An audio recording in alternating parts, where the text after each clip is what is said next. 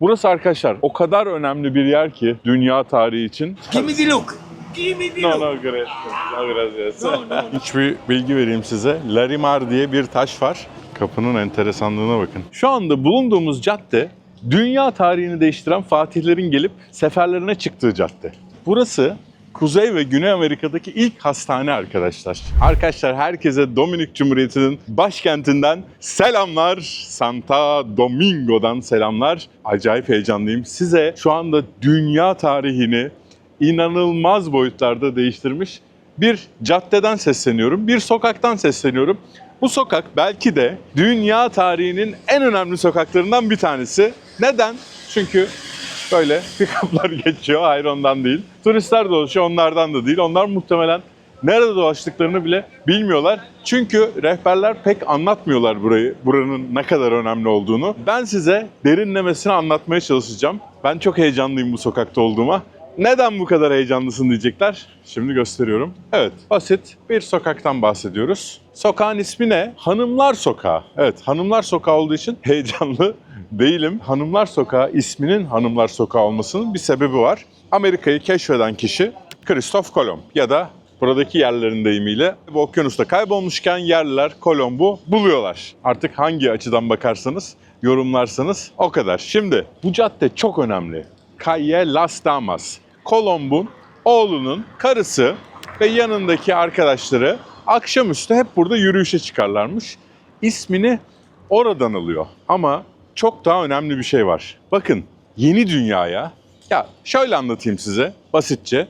2 tane dünya var. Afrika, Asya ve Avrupa'nın olduğu, bizim tam ortasında olduğumuz bir dünya. Güzel oturdum. Arkada da Dominikan Cumhuriyeti bayrağı. Bu arada bayrağın ortasında İncil olan tek bayrak dünyadaki İncil var. Şimdi bu dünyada 30 bin yıl önce, yani Kuzey ve Güney Amerika'da, Karayipler'de, Orta Amerika dediğimiz yerde 2 kıta var. Kuzey ve Güney Amerika. 4 bölgeden bahsedebiliriz. Orta Amerika ve Karayipler diyelim. Daha iyi olmak için ama 2 kıta var. Yani Kuzey ve Güney Amerika. Şu anda Kuzey Amerika'dayız. Karayipler'deyiz aynı zamanda. Bu dünyada 30 bin yıl önce hiç insan yaşamıyor arkadaşlar. Düşünün, Kuzey ve Güney Amerika'da insan yok. Böyle dev hayvanlar var. Çünkü insan olmadığı için hayvanlar olmuş. İşte tembel hayvan var ya mesela, onun dev versiyonu var. İşte böyle büyük dişli kaplanlar var vesaire vesaire. Dinozorlar yok. Var ama o dinozorlar hiçbir zaman insanlarla beraber yaşamadı. Yani Çakmaktaş ailesi size yalan söylüyor. Her neyse 30 bin yıl önce Sibirya'dan avlamak için mamutların peşine düşen Asyalılar bilmeden Bering Boğazı'nın Amerika'ya bağlayan kısmının donmasıyla Amerika'ya geçiyorlar. Ve ilk insanlar adım atıyor. Tabii ki bu geçiş bilinmeden oluyor ve 10 binlerce yıl Asya, Avrupa, Afrika kıtasındaki insanlar orada bir kıta olduğunu bilmiyorlar. Hiçbir zaman da geçiş olmuyor. Polinezya yerlerinin geçtiği söyleniyor. O doğrudur. Çok iyi denizciler ama onlar da bilmiyor yani. Hani bir kıta olarak bilmiyorlar. Tabii ki bu 30 bin yıl içinde hiçbirbiriyle iletişim kurmayan 2 medeniyet farklı şekilde evriliyor. Yani Roma İmparatorluğu, Osmanlı İmparatorluğu vesaire vesaire birçok büyük imparatorluk. İşte Timbuktular Afrika'da, Çin İmparatorluğu, Japon İmparatorluğu vesaire. Bu tarafta da İnkalar, Aztekler, Toltekler, birçok belki hiçbir zaman bilmediğimiz, bilmeyeceğimiz tarihe karışan uygarlıklar gelişiyor. Birbirinden habersiz. Çok önemli. Bakın Christoph Kolomb diyor ki İspanya kralına, kardeşim diyor, Türklerden diyor bıktık biz diyor, hani Akdeniz'den gidemiyoruz Hindistan'a yani. Herkes, buradaki zenginler baharat istiyor diyor. Ben batıya giderek, dünya yuvarlaktır diyor, batıya giderek Hindistan'a varacağım diyor. Kralı ikna ediyor. Kolomb çok cesur bir adam. Geliyor burayı Hindistan zannediyor. Yerleri Hint yerleri zannediyor. Dil bilmiyor, bir şey bilmiyor yani.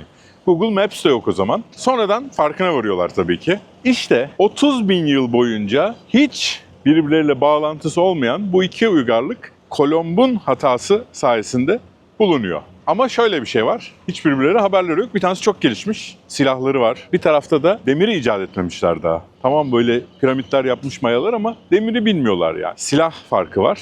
Çok daha barışçılar. Ben Meksika videolarında size detaylı anlatacağım. İşte ilk olarak şehri buraya kuruyor Kolomb. Santo Domingo'ya. Bu arkası ilk kale arkadaşlar. İlk kiliseyi vesaire göstereceğim size. Anladınız mı? Bak bu çok önemli yani. Gerçekten çok önemli. Düşünün, her şey çok farklı. Domatesi bilmiyor Avrupalılar, biberi bilmiyor, çikolata nedir bilmiyor, bu tarafta demir nedir bilmiyor, at görmemiş hayatında. Böyle bir uygarlıklar arası bir ticaret de başlıyor, değişim de başlıyor. Ticaret derken uygarlık ticareti başlıyor. Toplarıyla, tüfekleriyle geliyorlar. Tabii ben o kısımları Meksika'da anlatacağım. Çünkü daha Meksika'da daha büyük bir uygarlık var. Burada daha küçük nüfuslu yerli gruplar var. Taino yerlileri dediğimiz gruplar var. Meksika'da büyük medeniyetler kurulmuş. Mayalar, Aztekler, Peru'da da İnkalar. Geldik. Dev kıtalar olduğunu keşfettiler. Aman Allah'ım. Dev bir şey. İnanabiliyor musunuz? Avrupa'nın kat kat büyüklüğünde kıtalar var. Altın ve gümüş dolu bu kıtalar. İspanyollar akın ediyor arkadaşlar. Düşünün hani var ya San Francisco'da altına akın böyle. Ya da işte hani Türkiye'de bugün bir iş çıksa herkes o işi yapmaya koşturur ya. İşte İspanyollar da zengin olmak için bu kıtaya akın ediyorlar. Şan, şöhret ve para için ama bunların hepsini dini altında yapıyorlar. Hani biz yerlilere Hristiyanlığı götüreceğiz. İşte Tanrı'nın adıyla geliyor ama hepsinin tabii ki işi gücü altın. Kolomb'un İlk şehir yapmasının önemi bu. İlk şehir yaptı mı? Akın etti mi? Şu anda bulunduğumuz cadde dünya tarihini değiştiren fatihlerin gelip seferlerine çıktığı cadde. Yani Hernán Cortés'den, Christoph Kolomb'dan, Pizarro'dan, Peru Fatihi, İnka İmparatorluğunu yok eden, Kolombiya'yı fethedenden tutun, herkes buradan ve bu sokaktan başlıyor. Hepsinin evini göstereceğim şimdi ama ilk olarak yeni dünya diyeyim ben size. Amerikalar diyorum ama yeni dünya dediğimde şey anlayacaksınız. Kuzey ve Güney Amerika'yı ve dünyanın ilk kalesindeyiz. Yağmurlu bir günde. Dünyanın ilk kalesi diyorum, çok pardon. Yeni dünya ilk kalesindeyiz.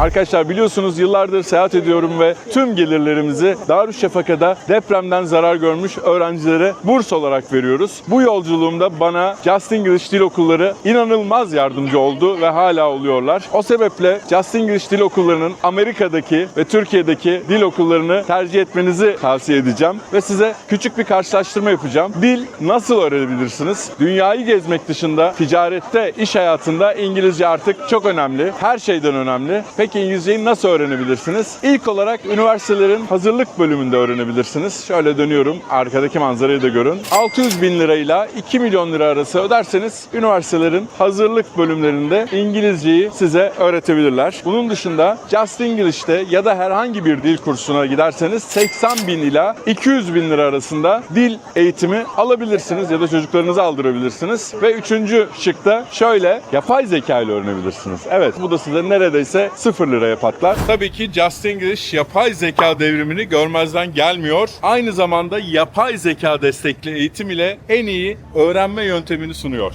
Bakın hemen kalenin dibinde de çok zengin bir adam var. O da koştura koştura geliyor.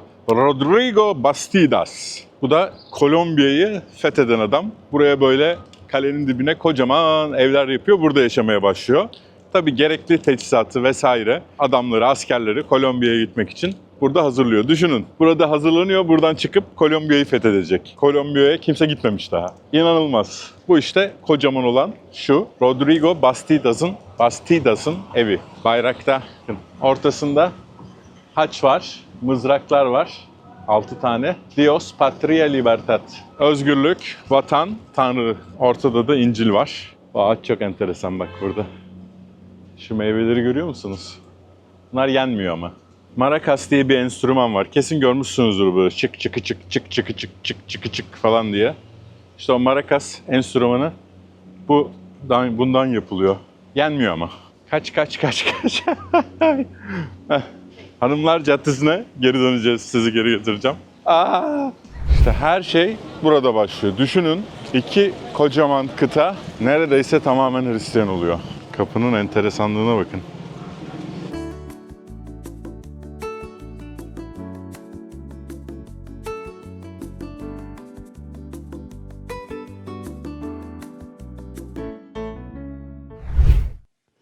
Arkadaşlar kısa bir vaktinizi alacağım. Ben bu kanalı Darüşşafaka'da depremden zarar görmüş öğrencilere burs vermek için açtım ve şu ana kadar milyonlarca lira burs verdik. Ama bizim keşfete düşmemiz, bu videonun keşfete düşmesi için benim kanalımı takip etmeniz gerekiyor. Biliyorum birçoğunuz takip etmeden izleyecek. İstatistikleri görebiliyoruz. Eğer beğenirseniz de yorum, hype, beğeni atarsanız, arkadaşlarınızla paylaşırsanız bizim totalde değil aylık milyonlarca burs vermemizi sağlarsınız. Şimdiden teşekkürler, iyi izlemeler.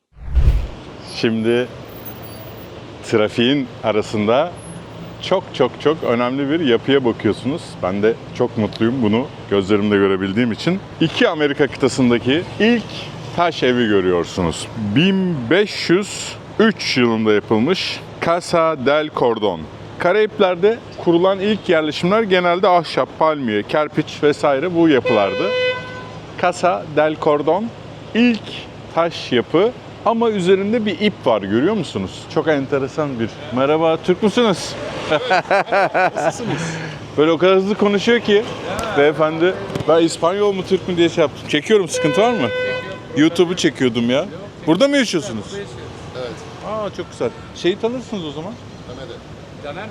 Caner. Caner Aha. tanıyorum. He, Caner'le arkadaş olduk, tanıştık. Aa, ne güzel. Ben Siz de mi Mutlaka buradasınız? Ben İngiltere'de kalıyorum. Tatile geldi yanımıza.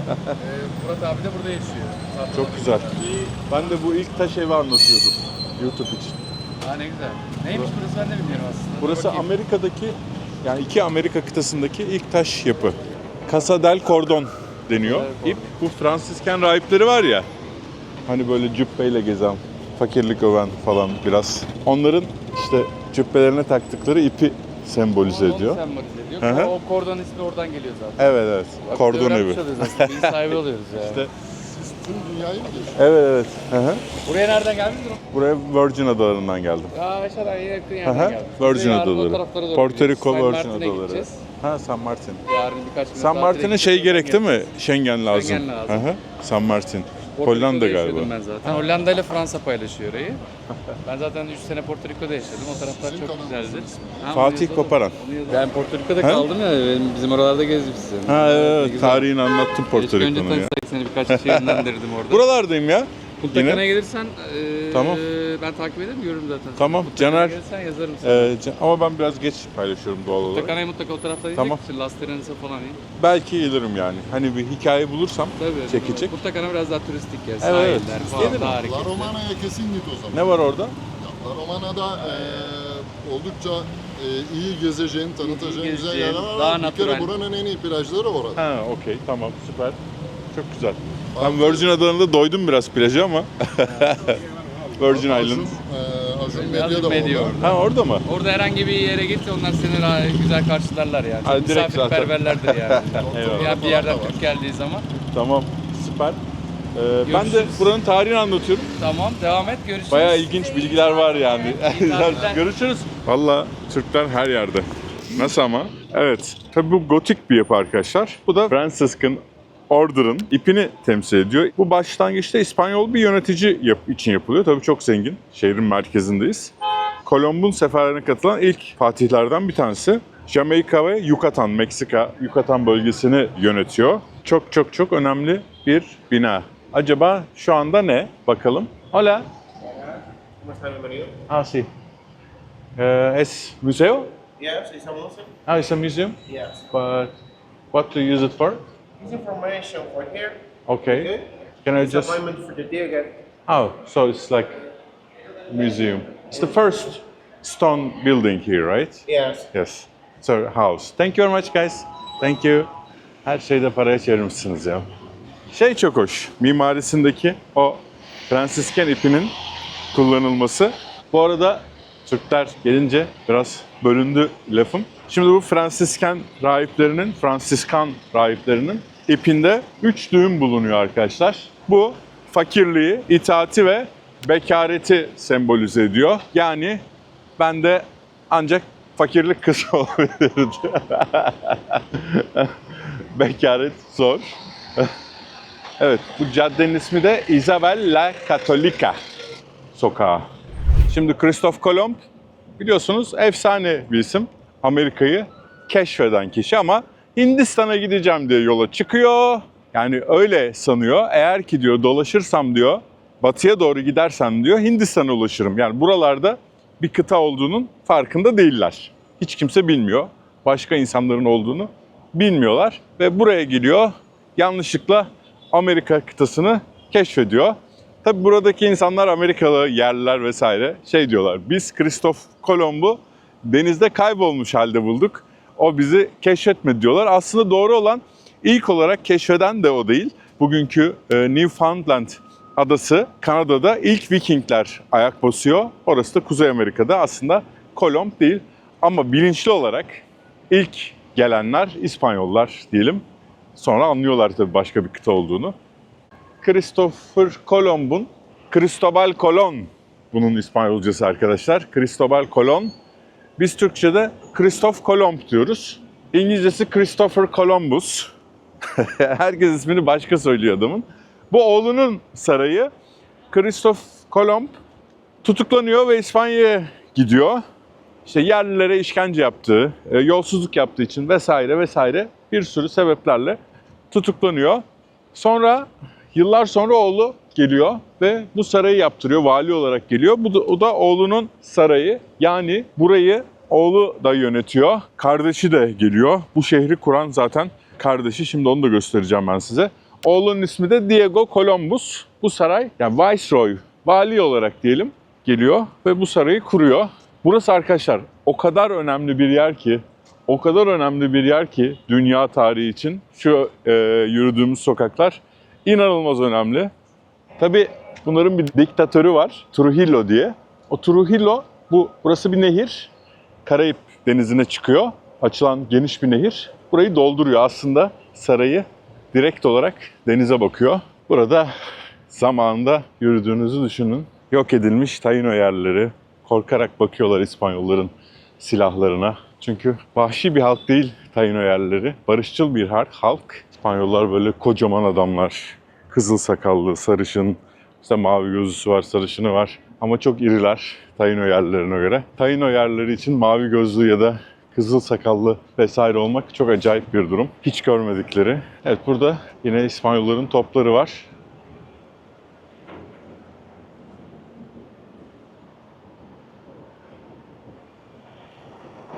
Dediğim gibi nehir doldurulmuş. Burada ileride buradan şu anda göremiyorum ama Christoph Kolomb'un mezarı var. Begonville'lerin güzelliğine bakın. Christoph Kolomb'un için yapılmış büyük bir mezar var. Anıt mezar. Onun da kemiklerini bir rahip buluyor. Bir kilisede buluyor ve oraya gömülüyor. Sanıyorum İspanyollar da kemikleri bizde diye bir iddiaları var ama burada olma ihtimali çok yüksek bence. Yani herif buralara ait ya. Yine acayip güzel bir ayrıntı var. Güneş saati. Bakın, görüyor musunuz saate? Tam 4'ü 38 geçiyor. Bakın 4'ü 38 geçiyor ve 4'ü birazcık geçmiş saat.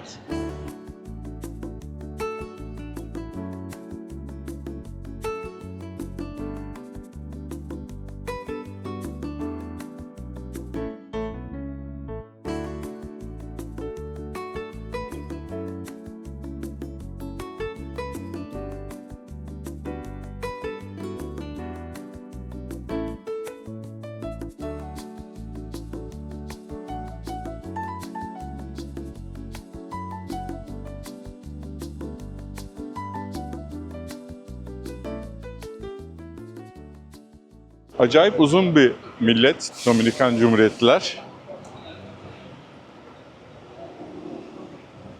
Bunun sebebi şu, düşünün köle ticareti var. %90'ı siyahi ya da melez diyelim, ülkenin %90'a yakını. Yani çoğunun ataları köle ticaretiyle gelmişler buraya. Şöyle bir avantaj sağlıyor uzunluk bakımından. Süper insan oluyorlar. Şöyle anlatayım kısaca. Şimdi geliyor. Afrika'ya İngilizler geliyor, atıyorum İngilizler, İspanyollar. Köle ticareti için Afrika'daki köleleri satın alıyorlar ama seçiyorlar. Düşünün, köle tacirleri geliyor ve Afrika'daki yakaladıkları işte kabilelerdeki en güçlü kadınları, erkekleri seçiyorlar ki satılsın. Bu bir, seçildiler. İki, gelen köle tacirleri köle pazarlarında, Afrika'daki köle pazarlarında satın alıyorlar köleleri ve orada seçtikleri de yine en iyilerini seçiyorlar, en güçlülerini seçiyorlar. Ama asıl seçilim şöyle oluyor. Afrika'dan eski o gemilerle, düşünün 500 yıl önceki gemilerle yola çıktıklarını düşünün. Yola çıkıyorlar ve çok kötü şartlarda, hastalıklarda aylarca süren bir yolculuktan bahsediyoruz. Ve gemi tıka basa insanla dolu, çok acı bir şey. Ve birçok Afrikalı ölüyor bu yolda. Yine çok güçlü olanlar kalıyor. Sonra gelip hiç insani olmayan şartlarda çalıştırılıyorlar. Yine çok güçlü olanlar kalıyor. Yani şöyle diyeyim, insani olmayan şartlar derken inanılmaz hastalıklar var vesaire vesaire. O hastalıklara dayanabilenler bugünlere geliyor, torunları. Ama bence çok önemli bir etken daha var, o da şu: akraba evliliği yok. Yani buraya getiriyorlar. Gana'dan geliyor, Benin'den geliyor, Toga'dan geliyor, Senegal'den geliyor, Kamerun'dan geliyor. Gelioğlu geliyor. Farklı Afrika'nın farklı bölgelerinden farklı milletler, farklı ırkları getiriyorlar, Afrikalı farklı ırkları. Onlar da burada evleniyor, çocuk sahibi oluyorlar ve akraba evliliği olmuyor. Çok fazla farklı genin birleşmesi, zenginliği. Yine çok uzun boylu, çok hızlı. İşte bugün NBA'yi görüyorsunuz. Bugün NBA'de süper insanlar var. Onlar işte o Afrikalı köle ticaretiyle gelmiş insanların torunları. Tabii şimdi daha iyi besleniyorlar vesaire. Çok daha iyi durumdalar. Rahibeler de geldi. Kadın ne güzel giyinmiş. Onun için buralarda çok artistik yapmayın. Vallahi koydum oturturlar. 2 metre oluyor herifler. Gelmişken o ülkeye özgü yemeği denememek olmaz. Sancocho. Sancocho deniyormuş. Tam bir Afro yemeği. Mondongo var Medellin, Kolombiya'da. Bu sanırım tatlı patatese benzettim. Böyle pilavla yeniyor. Et, patates. Oh be, ne güzel çorbası. Yağı da dökelim. Vallahi çok lezzetli. Evet, yağmur yağdı. Biraz dolaştım. Ermita San Anton kilisesini keşfettim diyelim. Çünkü yürürken böyle yüksek bir yerlere çıkıyordu sokaklar. Oraya çıktım. Burasının ilginç bir hikayesi var. Çok eski. İlk başta bu kiliseyi yapıyorlar ve bu mahalle ortaya çıkıyor. Tabii ki bahsettiğimiz Amerika kıtalarının, 2 Amerika kıtasının ilk şehrinden bahsediyoruz biz. İlk büyük şehrinden. İlk olarak 1586'da çok ünlü bir korsan var. Francis Drake, İngiliz, amiral, aynı zamanda korsan. Korsanlık olayı çok komplike bir iş. Bazen amiral yapıyorlar. Bizde de var korsanları, donanmanın başına getiriyoruz. Yakılıyor 1586'da. Sonra yeniden yapılıyor ama 1930 yılında çok büyük bir doğal afet var. San Zenon kasırgası. O orada bir daha yıkılıyor arkadaşlar. Çok sakin bir mahalle. O turizmin şeylerinden çıkmış. Halkın muhtemelen daha çok yaşadığı. Tabii böyle kolonyal evler var. Bunlar bu kadar uzun ama hiç iyi basketçi çıkmamış ya. Yine bu adadan Patrick Ewing, sanıyorum Haitiliydi, Haiti asıllı. Ama Dominikli bir basketçi bilmiyorum, aklıma gelmiyor ya da. Bakarız, bilen varsa yazsın. Hakim Olajuwon Nijeryalıydı. Şimdi bu yıkık dökük binaya geliyoruz ama bu yıkık dökük bina da çok çok önemli bir bina. Bu kadar önemli eserleri öyle aslında turizme bile kazandırmamışlar. Çok enteresan. Valla önemli bir bina olduğunu düşünüyorum. O bina olduğunu düşünüyorum. Şimdi hep beraber öğreneceğiz. Yağmur yine başladı ama yağmur çamur demeden size tarihi bilgileri aktaracağım. Bu şehri göstermem lazım. Çünkü herkes gelemiyor arkadaşlar. Gelecekler için rehber, gelemeyecekler için de şahane bir özet oluyor yorulmadan. Evinde oturan, çıkamayan, hasta olan insanlar da çok. Evin güzelliğine bakın. Yağmura feci yakalandım. Alet yağmura dayanıklı bir alet değil. Kameram. Evet, burası Kuzey ve Güney Amerika'daki ilk hastane arkadaşlar. Size ne öğretmiştim? Fransisken rahiplerinin işareti de orada. Fransisken rahiplerinin yaptığı bir hastane. Sesin kusuruna bakmayın. İlk hastane, Fransisken rahipleri, bu ipleri var. Kuşakları işte. İpimle kuşağımla dedikleri. Bu hastaneyi açmışlar ve o zaman için dev bir hastane. Bakın. İnanılmaz büyük. Ve burada Fransiskenler çok insancıl diğer Hristiyan tarikatlarına göre. Şimdi İspanyollar Amerikalara geldikleri zaman işte Meksika'dır, Peru'dur, Kolombiya'dır, Güney Amerika ve Kuzey Amerika'dan bahsediyorum. ve bugünkü Amerika Birleşik Devletleri, Kanada olan yerlere. Birçoğu bunları insan olarak görmüyor arkadaşlar, yerlileri. Hayvanla insan arası bir varlık olarak görüyorlar ve köleleştiriyorlar yani. İnsani bir şekilde davranmıyorlar. İşkence ediyorlar, köpeklere parçalatıyorlar din değiştirmeyenleri mesela. Yani korkunç bir şekilde baskı yapıyorlar. Mesela Meksika'nın güneyindeki Maya yerleri çok inatçı ve değişmek istemiyorlar. Dinlerini değiştirmek istemiyorlar. Onları böyle çok acayip işkencelere maruz bırakıyorlar. Yine insan hakları bazı Hristiyan gruplardan çıkıyor ve rahipler ayaklanıyor yani. Gidip krala şikayet ediyor vesaire. Bunların haklarını korumaya çalışıyor. Buradakiler Taino yerleri. Bu hastanede Taino yerlerine de bakılıyor. Bu o dönem için gerçekten akıl almayacak bir şey. Çünkü insan olarak görmüyorlar Taino yerlerini. Çok da barışçıl bir grup aslında Taino yerleri. Kolomb çok kızıyor. Çünkü bugün Haiti Dominik sınırında ki bir yere ilk yerleşimi kuruyor. Gemisi batıyor. Orada 54 kişiyi bırakıyor yanlış hatırlamıyorsam. O geminin tahtalarından, batmış geminin tahtalarından bir yerleşim yapıp 54 kişiyi bırakıyor. Ama bu 54 kişi, tabii silahları falan var yani. Binlerce Taino yerlisi gelse ne olur gibi düşünüyorlar ve Taino yerlilerin kadınlarına tecavüz ediyorlar. Çok kötü davranıyorlar yani. Cidden çok kötü ve Taino yerlileri bunları öldürüyor. Kolomb bir geliyor, askerleri yok, ölmüş. O barakalar yakılmış, yıkılmış. Taino yerlerinden nefret etmeye başlıyor Kolomb. Genel olarak zaten hastalık getiriyorlar. Bunlar mesela Avrupa'daki hastalıklara bağışıklıkları yok. Bizim var mesela. Onların yok ve milyonlar ölüyor. Bugün hiçbir adada Taino yerlisinden bir tane bile kalmamış. Tamamen soykırıma uğratılmış ve sadece DNA'larında var yani Tainoluk. Mesela Porto Rico'da %3 vesaire vesaire. Burada %1, 2 gibi. Tam sayıyı bilmiyorum ama çok düşük oranda da olsa Tainolar DNA'sını bırakmış.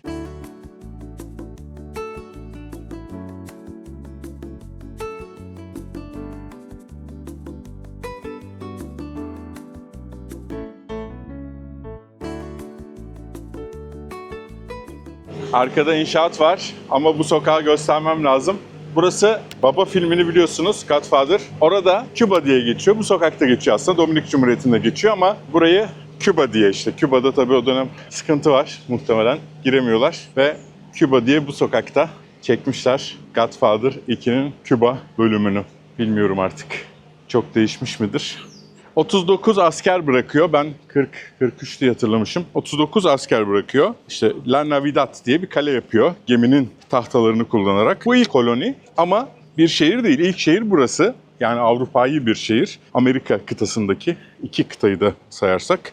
Şimdi bu Tainolarda hani 39 asker kaçırıyor ya, kadınlara tecavüz ediyor. Bu çok büyük bir suç. Kadın kaçırmak. Bunların şefi var. Cao Nabo. La Navidad'ı yakıyor. 39 İspanyol'u öldürüyor. Yok ediyor. Kolomb ikinci gelişte çok daha agresif davranıyor ve yeni bir şehir kuruyor. Encomienda sistemi diye bir sistem başlatıyor. Bu sistem kölelik sistemi. İspanyol yerleşimcilere Taino yerlerini köle olarak veriyor. Altın ve yiyecek üretmek zorundalar. Kota koyuyor ve bu kota öyle böyle bir kota değil. Kotayı doldurmayanların ellerini kesiyorlar veya öldürüyorlar. Birkaç 10 yıl içinde yok oluyor zaten Tainolar. 300 bin ila 1 milyon Taino olduğu söyleniyor ve düşünün 1540'larda hiç kalmıyor arkadaşlar. Çok kısa bir sürede tamamen yok ediyorlar.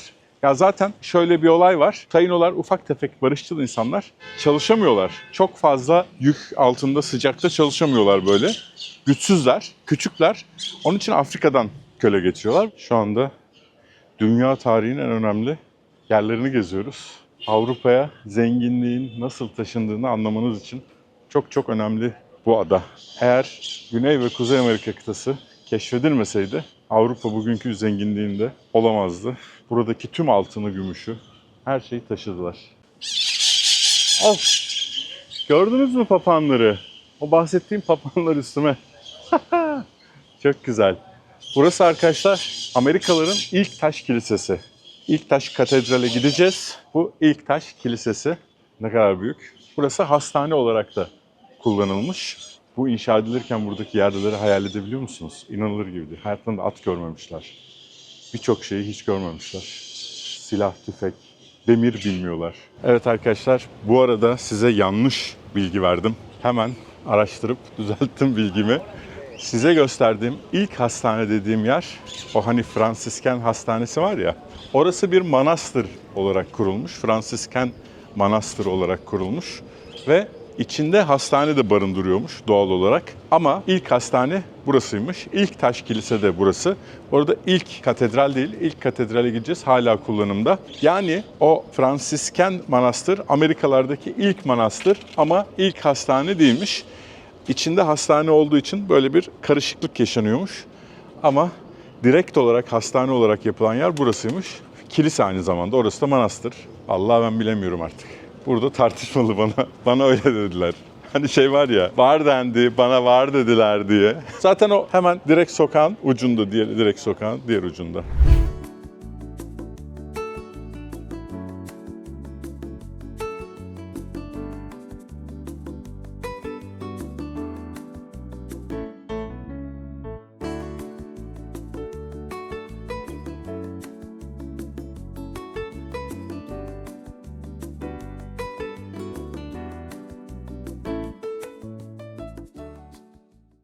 Evet, bugün girmeyi başardım ve Amerikalıların ilk katedralindeyim. Kuzey ve Güney Amerika'nın Hristiyanlığın başladığı ilk yer. İlk şehir, biliyorsunuz şehri katedralin etrafına kuruyorlar her zaman. Katedralin etrafında burada bir meydan var. İspanyollar hep öyle yapıyor. Aslında bütün medeniyetler öyle yapıyor ama İspanyolların koloni şehirleri çok fazla olduğu için Şili'den, Arjantin'den, San Diego, San Francisco'lara, Texas'a kadar görebiliyoruz. Dallas'ta gösterdiğim Albuquerque miydi? Albuquerque şehrinde de görmüştük. Benzer. Tabii daha küçük. Burası Yeni Dünya'nın ilk katedrali. Burada Taino yerlerini kullanıyorlar tabii ki köle olarak. Ve öyle muhteşem, çok güzel. Yani şiir gibi yapmışlar. İspanya kralının çift başlı kartalı ortadaki. Buranın ismi bu arada Catedral Primera. Yani ilk katedral, ismini de öyle koymuşlar. Burada azizler var, azizeler var ve İspanya kralının çift başlı kartalı. Çok önemli. Bu katedralin yapılmasından sonra on binlerce kilometre etrafa Hristiyanlık yayılıyor. Ve düşünün, bugün Arjantin'den tutun Kanada'ya kadar tamamı Hristiyan ülkelerin neredeyse. Surinam'da İslam ve Hinduizm sanıyorum daha büyük Hristiyanlıktan ama onun dışında tamamen Hristiyan iki kıtada. Buraya gelen rahiplerin ve fatihlerin konküstatör deniyor. Ben Fatih demiyorum, sıfatları öyle. Hola, ¿qué tal? Çekim yapmak yasak dediler ama bunlar oyuncak gibi değil mi ya? Çok enteresan. Bakın krallar. Bu herhalde İsa'nın doğumuna hediyeler getiren 3 kralı canlandırıyor herhalde. Ahır sahnesi ama şey gibi, oyuncak gibi yapmışlar. Porto Rico'da söz vermiştim. İkinci en eski kiliseyi gösterirken birinciyi de Santo Domingo'da göreceğiz demiştim. Katedrali ve birinci katedrali de görmüş olduk. Çekim yasak olmasına rağmen fotoğraf çekebilirsiniz diyor yani. Mantık ne ben anlamadım. Fotoğraf çekilebilirse kamerada çekilebilir yani. Ya ikisi de aynı şey değil mi? İlk kilise dışarıdan bence daha güzel. Buradan giriş yok. $1,5 civarı bilet ve kilisenin önünde Cristóbal Colón. Onun heykeli var. Kiliseyi bir daha şöyle dönüyoruz ve kiliseyi yandan çekiyorum. Burası yan kapısı. Christopher Colomb, Puerto Plata'daki 4 gemiyi gösteriyor. Bakın, Puerto Plata'yı gösteriyor, kuzeyi. 4 tane sefer yapıyor. 1, 2, bütün o gemileri temsil ediyor. Christoph Colomb Türkçesi. Christoph Colomb. Her dilde farklı anasını satayım ya. Türkçesi. Bir de kadın var çıplak. Ne alaka diyeceksiniz? Katolik Christoph Kolomb'un heykelinde çıplak bir kadın. Bu Ana Kaona. Bir Taino savaşçısı arkadaşlar. Çok önemli bir savaşçı. Taino İspanyollarla savaşıyor. Onu almak için yapmışlar. Yani Christoph Kolomb arkadaki ilk kilise geldiği yeri işaret ediyor kuzeyde. 4 gemi etrafında ve Christoph Kolomb'la savaşan ve ne yazık ki soykırıma uğrayan Tainolar, barışçıl Taino halkını temsil eden de bir Taino kadın. Burası da o bahsettiğim meydan. Burada eğlenceler düzenleniyor devamlı. Dominik halkı devamlı dans ediyor. Çok güler yüzlü, çok güzel bir halk. Tabii ki çok fazla turistik mekan da var. Fiyatlar böyle yani çok pahalı değil ama pahalı. Hani Karayipleri ya da Dominik Cumhuriyeti standartlarına pro satan yerler var. Prom da önde he diyorlar mesela. Girdiğiniz zaman ilk karşınıza prom da önde he diye böyle proyu yakıp sonra sizi işte $1 proyu $200 satıyorlar. Öyle. Genelde nüfus siyahi, melez, %10 civarında sanırım beyaz var. Yani Afrika kökenli. Düşünün köle ticaretinin boyutlarını. Taino yerlileri yapamayınca Afrika'dan gemi ülkeleri doldurmuşlar, düşünün yani. Akıl alır gibi değil gerçekten. Ve İspanya bu kadar büyük bir imparatorluktan bugün Avrupa'nın en fakir ülkelerinden bir tanesine dönüşmüş. O kadar altını, gümüşü. Cortés, yani Meksika Fatihi Cortés, yine burada anlattığım gibi burada başlıyor fetihlerine diyelim. O kadar çok altın getiriyor ki, altın fiyatları dibe vuruyor arkadaşlar o dönem.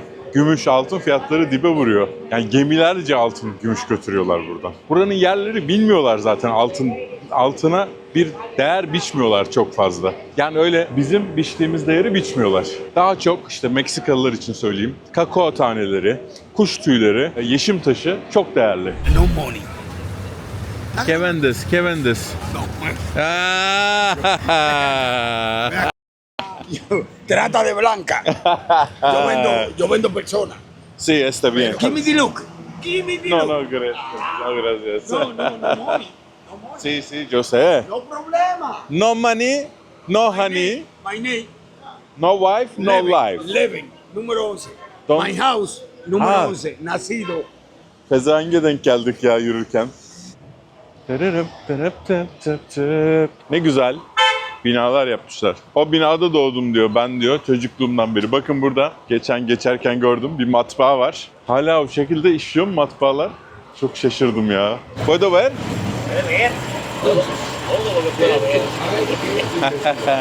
Böyle şeyler basıyorlar. Yerel gazeteler basıyor. Gracias. Güzel ya. Ya yine yağmur başladı arkadaşlar. Ne yaşanmışlıklar vardır ya. Hey gidi hey. Baksanıza şu şiir gibi binalar, balkonlar. SpongeBob.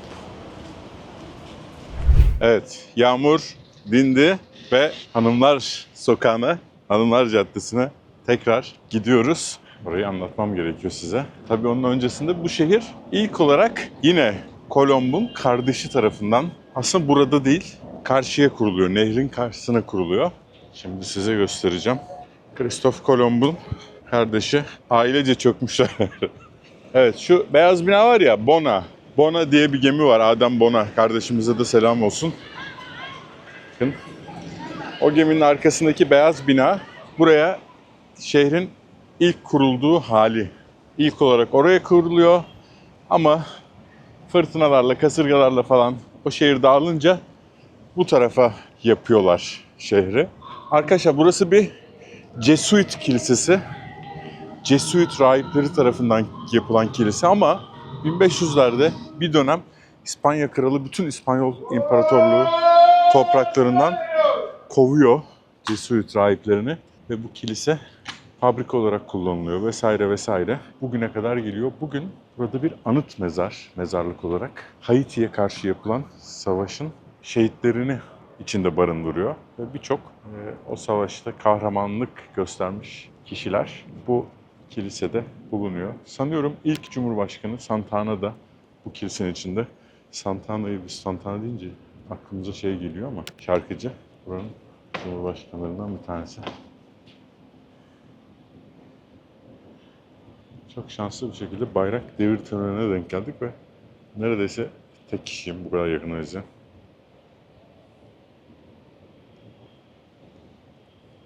...1822-1844 yılında oluyor bu Haiti'nin işgali burayı.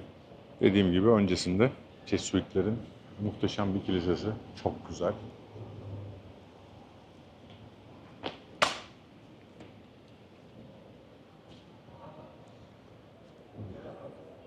Abi sokakta da kimse yok ha. Şu tarafta ileride turistler korkarak izliyor.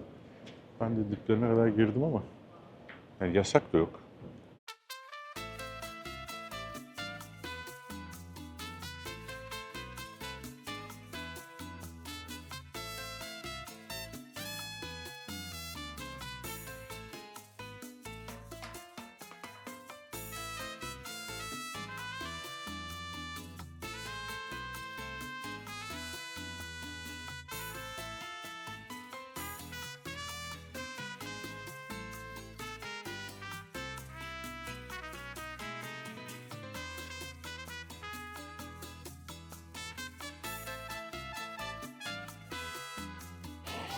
Ben de bu kızı görevli zannediyorum. O da fotoğraf çektirmek için bekliyormuş ya. Allah kahretsin ya. Ben de ondan korka korka gitmiyorum. Bakın böyle taşlar o kadar güzel ki muhteşem. Evet, burada ulusal kahramanlar yatıyor. Yine Hanımlar Sokağı'nda bu, belirtelim.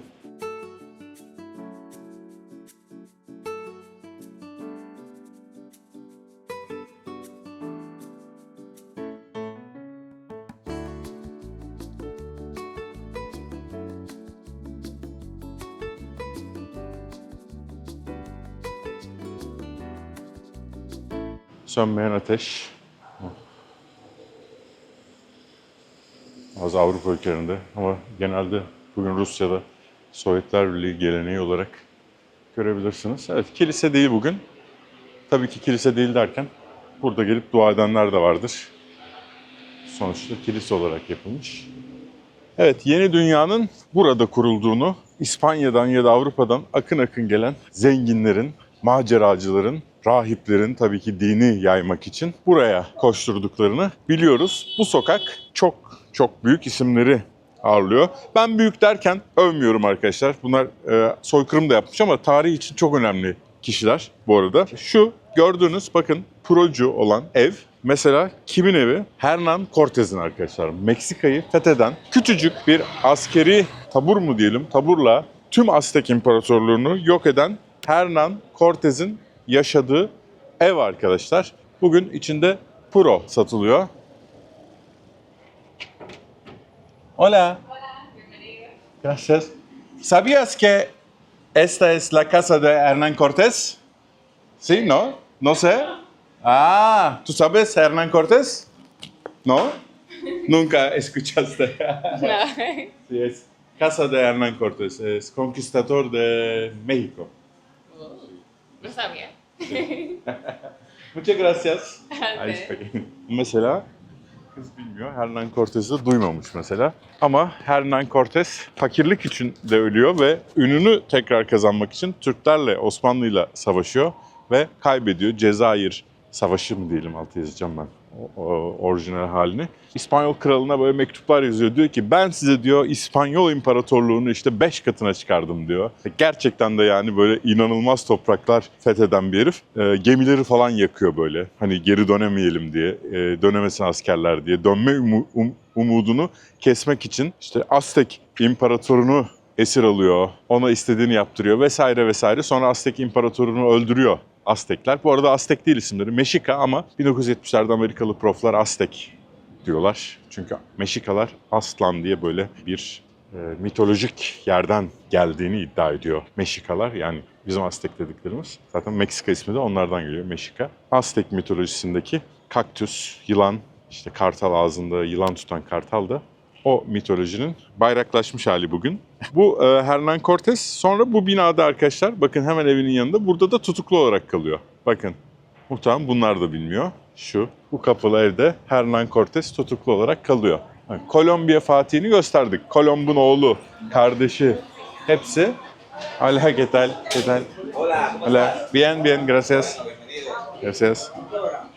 Evet, burada Hernán Cortés Reis tutuklu kalıyor. Hemen evinin yanında tutukluyorlar. Sonra İspanya'ya yolluyorlar. Fakir bir şekilde ölüyor. Azteklerin laneti olduğu söyleniyor. Şimdi bu tadilatta olan, bakın Hernán Cortés'in evi, tutuklu olduğu yer ve tadilatta olan yere bakıyoruz. Peru'nun Fatihi Pizarro arkadaşlar. Peru, İnka İmparatorluğunu aynen Hernán Cortés'in Moctezuma'yı esir alması gibi bu da İnka prenslerini esir alıyor ve çok küçük bir askeri birlikle İnka İmparatorluğunu sona erdiriyor. İnkalar işte Ant Dağları'na kaçıyorlar falan. Tabii bunlar çok uzak mesafeler. Meksika ile mesela Peru birbirine çok uzak mesafede ama burası da Pizarro'nun evi arkadaşlar. Ne dedim? Bakın şu küçücük sokakta bütün Kolombiya'nın fatihi, Meksika'nın fatihi, işte Jamaika'dan tutun İşte bugün Amerika Birleşik Devletleri'nin batı kıyıları işte San Diego, San Francisco vesaire vesaire. Onun hepsinin fatihleri burada. Yani Pizarro'dan bahsediyoruz. Ama herkes buraya geliyormuş. Burası bir üs gibiymiş düşünün. Nasıl kapatmışlar ya? Sızamadık bile. Hay yazıklar olsun. Pizarro'nun evi. O yağmurda giremediğimiz kale orası. Kolombiya'nın fatihinin, o büyük, çok zengin o. Bir sürü ev yaptırıyor. Şey de burası. Yani bu sokak dünya tarihini sonsuza kadar değiştiren sokaklardan bir tanesi. Evet, buradan giriyoruz ama şimdi tutuklanmayalım. Yok yere. Adam geliyordu zaten. Uzaklaş demeye. İlerideki de bugün yağmurda gösterdiğimde ilk kale. Burada Amerikalıların ilk kalesi, ilk üniversitesi, ilk kilisesi, ilk katedrali, ilk taşevi hepsi burada ve burası ilk sokağı. Evet, ilk taş sokağı, Avrupa tarzı taş sokağı. Tabii ki Aztekler, Mayalar bir sürü sokak, bina yapmışlar ama Avrupalıların kolonizasyon dönemine başladıkları yer burası ve dünya tarihi için çok çok çok önemli. Bugün Arjantinse, Amerika Birleşik Devletleri diye bir yer varsa hepsi buranın sayesinde başlıyor. Burası da yine Amerikalıların ilk üniversitesi arkadaşlar. Bu sarı bina. Academia de Ciencias de la República. Hala bilim akademisi olarak kullanılıyor. Fatih'in evi burası ama askerler var evin içinde. Ben girmeye çalıştım. Casa de Bastidas. Benim Bastidas soyadlı Kolombiyalı arkadaşlarım var ya. Burada Kolomb'un oğlunun karısı ve diğer kadınlar geziyorlarmış akşamları. Onun için böyle olmuş ismi. Bugün yürüdüğüm bu Calle Las Damas'a tarihçiler Amerika tarihinin başladığı yer diyorlar. Bakın ben Amerika derken Amerika Birleşik Devletleri'nden bahsetmiyorum arkadaşlar. Amerika Birleşik Devletleri diyeceksem Amerika Birleşik Devletleri, ABD diyorum. Amerika kıtaları, Kuzey Amerika, Güney Amerika ve Kuzey Amerika'ya bağlı büyük kısmı Orta Amerika. Bakın kalenin deniz kıyısından geçebilirseniz surlar burada da karşınıza çıkıyor, başka surlar. Tabii dediğim gibi deniz doldurulmuş. Trujillo tarafından. Trujillo hakkında ilginç bir bilgi daha vereceğim size. Şimdi oraya gidiyoruz. Kolomb buraya nasıl ulaştı? İlk olarak Guanahani ismini San Salvador diyorlar. Bahamalar'da bugün. Bahamalar dediğimiz ülkede ilk olarak bu adaya ulaşıyor. Küçük bir ada. Sonra yine Bahamalar'da Santa Maria de la Concepción adasına. Yine Bahamalar'da Fernandina adasına gidiyor.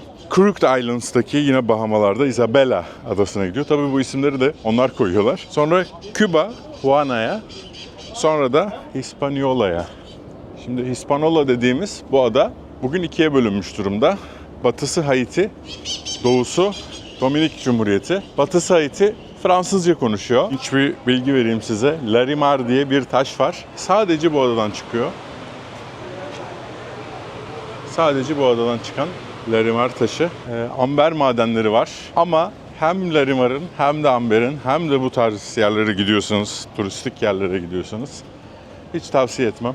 Genelde sıkıştırma sahtelerini satıyor olabilirler. Özellikle bir turla gidiyorsanız çok fahiş fiyatlara satabilirler. Dikkat edin yani. Şimdi Trujillo diye bir diktatörleri vardı dedik. Bu adam, şehrin ismi Santo Domingo. Aziz Domingo adına yapılmış bir şehir. O kadar kendinden geçiyor ki şehrin ismini değiştiriyor arkadaşlar. Şehrin ismini Santo Domingo'dan çıkarıp Trujillo koyuyor ve her yer yani Trujillo yazıyor her yerde. Bakın kendi ismini kapaklara bile koyuyor. Türkiye. Gracias. I know about this country. I used to live in New York. Wow, nice. A lot of Nice. Burası Pantheon diyor da ben de dedim orası değil, orası yandaki dedim. Bak biliyormuşsun diyor. Biliyoruz tabii kardeşim biz. Evet, yine buradaki eski kiliselerden bir tanesi. Bu Jesuit Kilisesi bugün Pantheon olarak kullanılıyor. Bu da Jesuit rahiplerinin yaşadığı manastır diyelim. Sanıyorum yanlış hatırlayabilirim ama sanmıyorum. Evet, Casadillos Jesuitas Restaurada 1973'te restorasyona girmiş. Casadillos, küçük ev gibi bir anlamı var muhtemelen. Tarih yani gerçekten muhteşem. Dominik Cumhuriyeti bugün maddi olarak Haiti ile kıyaslandığında çok iyi durumda. Güvenlik olarak Haiti ile kıyaslandığında çok iyi durumda. Ama mesela Küba ile güvenlik olarak kıyaslandığında iyi durumda değil ama Küba'dan daha zengin. Porto Rico'dan daha fakir. Porto Rico çünkü Amerikan toprağı. Yani özellikle çok fazla bu ada için şey yapılıyor işte. Hani Haitililer, aynı adanın batısında Haitililer var ve çok kötü durumdalar. Hem güvenlik olarak hem ekonomik olarak, ama Dominik başarı öyküsü olarak gösteriliyor. Tabii dediğim gibi yani Japonya ile kıyaslarsan başarı öyküsü değil. Çok göreceli bunlar. Böyle. Arkadaşlar kendinize iyi bakın. Umarım Dominik Cumhuriyeti'nin, özellikle Santo Domingo şehrinin ve özellikle bu bölgenin, yani eski şehrin zona kolonyal diyorlar. Koloni bölgesi diyelim. Anlatabilmişimdir. Çünkü bilmeniz çok önemli bence. Dünya tarihinin çok önemli bir kısmı. Evet, bugünlük bu kadar. Kendinize iyi bakın. Bakalım nerelere gideceğiz, ben de bilmiyorum daha. Görüşürüz.